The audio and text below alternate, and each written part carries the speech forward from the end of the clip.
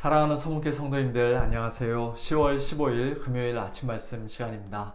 오늘 아침에 함께 묵상하실 하나님의 말씀은 출애굽기 32장 1절부터 14절까지인데요. 그중 1절부터 6절까지의 말씀을 제가 봉독해 드리겠습니다. 백성이 모세가 산에서 내려옴이 더딤을 보고 모여 백성이 아론에게 이르러 말하되 일어나라 우리를 위하여 우리를 인도할 신을 만들라. 이 모세 곧 우리를 애굽 땅에서 인도하여 낸 사람은 어찌 되었는지 알지 못함이니라. 아론이 그들에게 이르되 너희의 아내와 자녀의 귀에서 금고리를 빼어 내게로 가져오라. 모든 백성이 그 귀에서 금고리를 빼어 아론에게로 가져가매 아론이 그들의 손에서 금고리를 받아 부어서 조각칼로 새겨 송아지 형상을 만드니 그들이 말하되 이스라엘아 이는 너희를 애굽 땅에서 인도하여 낸 너희의 신이로다 하는지라. 아론이 보고 그 앞에 제단을 쌓고 이에 아론이 공포하여 이르되 내일은 여호와의 절일이니라 하니 이튿날에 그들이 일찍 일어나 번제를 드리며 화목제를 드리고 백성이 앉아서 먹고 마시며 일어나서 뛰놀더라. 아멘. 하나님께서 이스라엘 백성과 시내산 언약을 맺으시는 장면이 기록되어 있는 출애굽기 24장은 모세가 40일 40야를 산에 있으니라는 말씀으로 끝났었습니다. 그리고 이어지는 25장부터 어제 본문 말씀이었던 31장 마지막 절까지는 성막 세우는 것을 비롯하여 여러 가지 율법과 규례들을 자세하게 말씀하시는 하나님의 명령을 모세가 산 꼭대기에서 들은 것을 기록하고 있습니다. 산 위에서 모세가 그렇게 하나님의 말씀을 들으며 40일을 보내는 동안 이스라엘 백성들은 산 아래서 모세를 열심히 기다렸지만 그가 빨리 내려오지 않자 오늘 본문 말씀과 같이 금송아지 우상을 만들어 섬기는 그런 엄청난 배도를 저지릅니다. 여호와께서 말씀하신 모든 것을 우리가 준행하리이다. 여호와의 모든 말씀을 우리가 준행하리이다. 출애굽기 24장에서 두 번이나 반복하며 자신 있게 말했던 이스라엘 백성들은 그 굳은 맹세와 서약을 40일도 채 지키지 못하고 오늘 본문 1절에서 아론에게 이렇게 말합니다. 일어나라 우리를 위하여 우리를 인도할 신을 만들라. 이 모세 곧 우리를 애굽 땅에서 인도하여 낸 사람은 어찌 되었는지 알지 못함이니라. 십계명의 제일 앞부분에서 하나님께서는 나는 너를 애굽 땅 종되었던 집에서 인도하여 낸 내 하나님 여호와니라 라고 말씀하셨었는데 지금 이 이스라엘 백성들은 자기들을 애굽 땅에서 인도하여 낸 자가 모세라고 이야기합니다. 그것도 경멸하는 말투로 이 모세 그 사람은 어떻게 되었는지 알지 못한다 라고 말합니다. 십계명의 첫 말씀부터 완전히 왜곡하고 부인하고 있는 것이에요. 그리고 그들은 계속해서 십계명을 하나하나 어기고 깨뜨립니다. 너는 나 외에는 다른 신들을 내게 두지 말라 하고 하나님께서 제1계명에서 말씀하셨는데 그들은 우리를 위하여 우리를 인도할 신을 만들라 하고 또 다른 신을 만들 것을 아론에게 요구합니다. 너를 위하여 새긴 우상을 만들지 말고 또 위로 하늘에 있는 것이나 아래로 땅에 있는 것이나 땅 아래 물속에 있는 것에 어떤 형상도 만들지 말며 그것들에게 절하지 말며 그것들을 섬기지 말라는 십계명의 제2계명도 그들은 송아지 형상을 조각칼로 새겨 만들고 그것을 예배하며 그것에게 제물을 드림으로써 명백하게 어겼습니다. 너는 내 하나님 여호와의 이름을 망령되게 부르지 말라고 하나님께서는 세 번째 계명에서 명령하셨었는데 그들은 그 금송아지 우상을 가리켜서 이스라엘아 이는 너희를 애굽 땅에서 인도하여 낸 너희의 신이로다 라고 말함으로써 하나님의 거룩하신 이름을 망령되이 일컬었습니다. 안식일을 기억하여 거룩하게 지키라는 제4계명도 물론 오늘 본문에서 안식일에 대한 직접적인 언급은 없습니다만 어쨌든 그들은 하나님께서 명하시지 않고 거룩하게 구별하시지 않은 날을 자기들 마음대로 정하여 내일은 여호와의 절일이니라 라고 공포함으로써 그 4계명 역시도 어겼습니다. 좀 더 확장하면 5계명부터 10계명까지도 다 어긴 것이나 마찬가지예요. 그들은 하나님께서 세우신 모세의 권위를 무시하고 업신여기고 우습게 여김으로써 제5계명을 어겼고, 이스라엘 온 백성을 하나님의 진노 아래서 다 죽게 만드는 살인죄로 제6계명을 어겼으며, 또 참 신랑 되신 하나님을 헌신짝처럼 내버리고 우상과 간음함으로써 제7계명도 어겼습니다.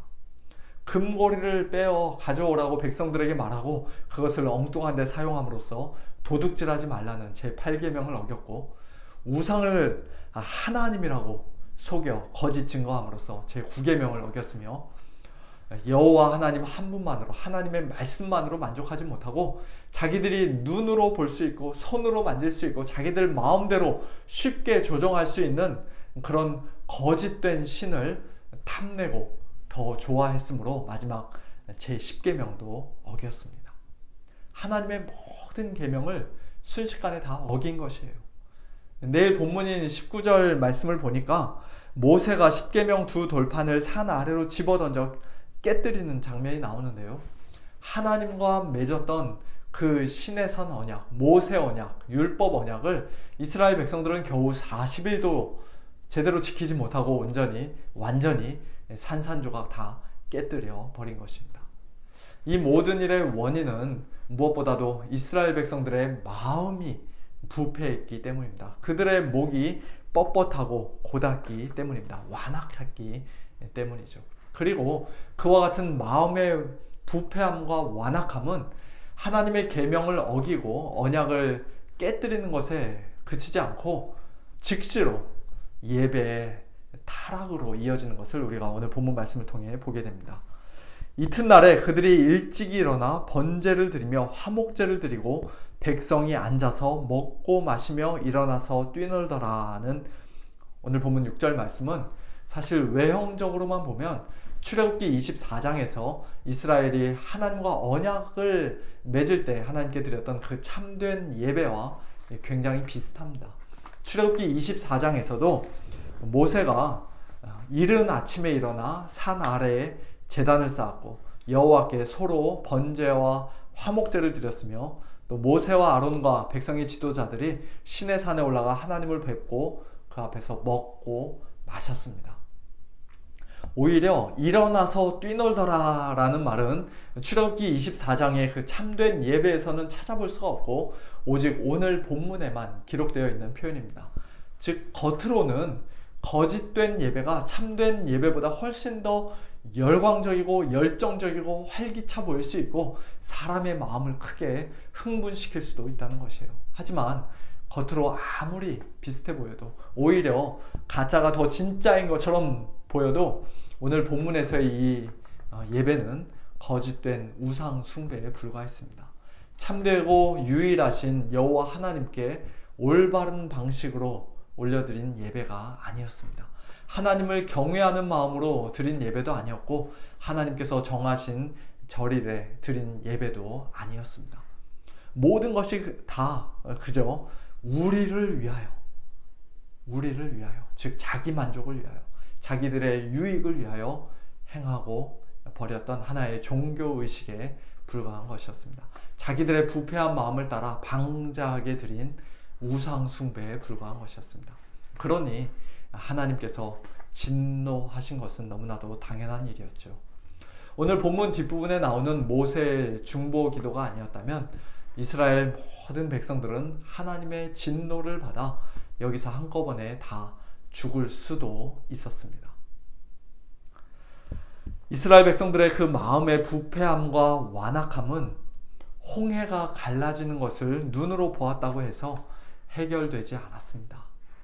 하늘에서 쩌렁쩌렁 큰 소리로 울리는 그 하나님의 음성을 직접 들었다고 해서 10계명을 귀로 직접 들었다고 해서 그들의 마음이 부드러워지지 않았고, 또 짐승의 피가 그들에게 뿌려졌다고 해서 그들의 마음이 깨끗해지지 않았습니다.